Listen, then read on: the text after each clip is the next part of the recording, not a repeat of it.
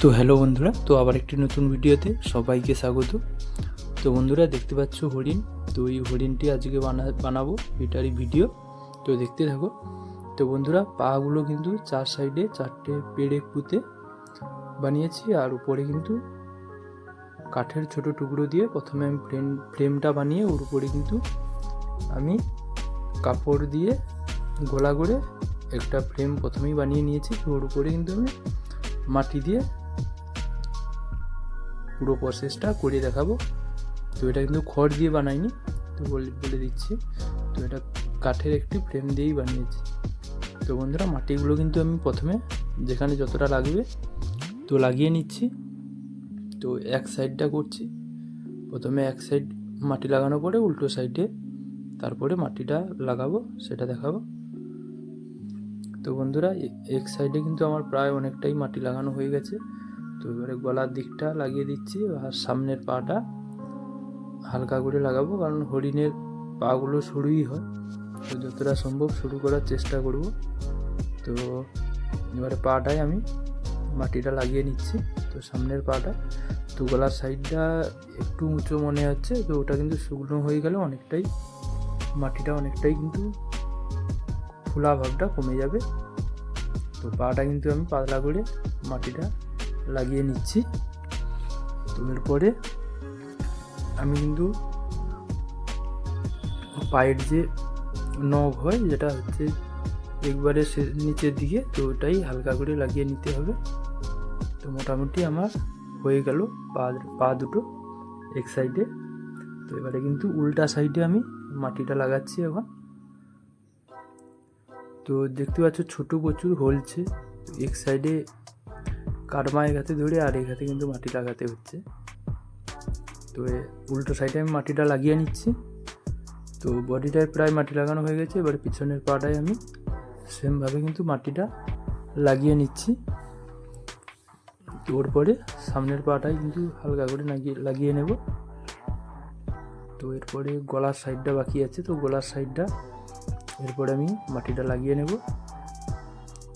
সামনের পাড়ে মোটামুটি মাটি লাগানো হয়ে গেছে, তো নিচে একটু মাটিটা লাগবে। তো বডিটা যেখানে যতটা লাগবে সেভাবে কিন্তু আমি মাটিটা লাগিয়ে নিচ্ছি। তো মোটামুটি আমার কিন্তু হয়ে গেছে মাটি লাগানো প্রায় অনেকটা। তো এবারে কিন্তু গলা আর মুখটা আমাকে এখন বানাতে হবে। তো এবারে কিন্তু লেজটা বানিয়ে নিচ্ছি। তো হরিণের লেজ একবারই ছোটো হয়, তো ছোটোর উপরেই মোটামুটি আমি একটা বসিয়ে দিচ্ছি। তো এবারে আমাকে মুখটা ঠিক করতে হবে। মুখে চোখের উপর চোখের সাইডগুলো প্রথমে আমি হালকা করে মাটিটা লাগিয়ে আমি মুখটা সেভাবে প্রসেসিং করছি। তো চোখের সাইডগুলো কিন্তু উপরের অংশগুলো আমি এক সাইড থেকে করা আরম্ভ করছি। তো এবারে মুখের সামনের অংশটা ছুঁচালো হয়, ছোটোই সরু হয়, তো সেইভাবে আমি পাতলা করে মাটিটা লাগিয়ে নিয়েছি। তো এরপরে আমাকে চোখের নিচের অংশগুলো মাটিটা লাগালে মোটামুটি মুখে কাজটা, মাটি লাগানো কাজটা অনেকটাই কমপ্লিট হয়ে যাবে। তো চোখের অংশটায় মাটি লাগিয়ে নিচ্ছি, আর চোখের নিচের অংশটা তো এক সাইডে হয়ে গেছে, আর উল্টা সাইডেও আমি সেমভাবে চোখটা মাটি লাগিয়ে চোখের নিচের অংশটা মাটিটা লাগিয়ে মোটামুটি আমার হয়ে গেল অনেকটা। তো এবারে কান দুটো আমি লাগিয়ে নিচ্ছি। তো বন্ধুরা এটা হরিণের এই ভিডিওটা দেখার একটা আকর্ষণ, হরিণের শিংটা আমি কী দিয়ে বানাবো, কারণ খুবই ছোট বানিয়েছি।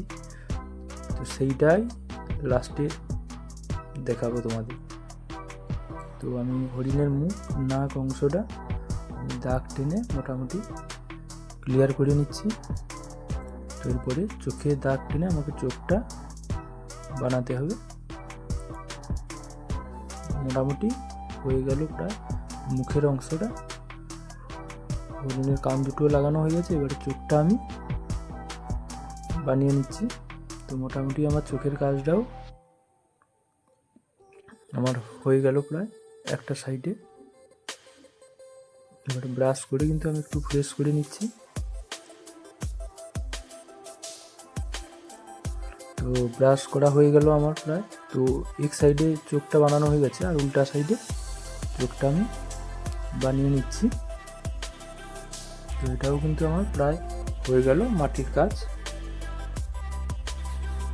তো এরপরে আমার লাস্ট কাজ যেটা সিংটা বানানো।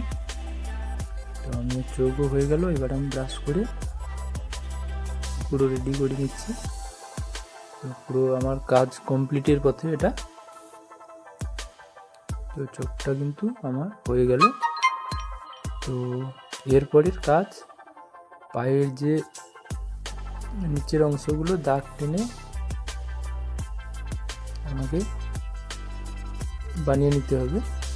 তো পাগুলোও কিন্তু আমার হয়ে গেল, পুরো কমপ্লিট কাজ মোটামুটি আমার প্রায় হয়ে গেছে। তো যেখানে যেরকম দাগ টানা হালকা করে আমি টেনে নিচ্ছি। কাপড়ও আমি ঘোলা মেরে কিন্তু কাপড়ও লাগিয়ে নিয়েছি, যাতে ফাটার সম্ভাবনাটা কম থাকে। তো এইবারে দেখতে পাচ্ছ বন্ধুরা, এটা শিং, ছোট শিং, হরিণের শিংটা। তো এইটা কেমন লাগছে কমেন্ট করে জানাও। তো এই শিংটা কেমন বানিয়েছে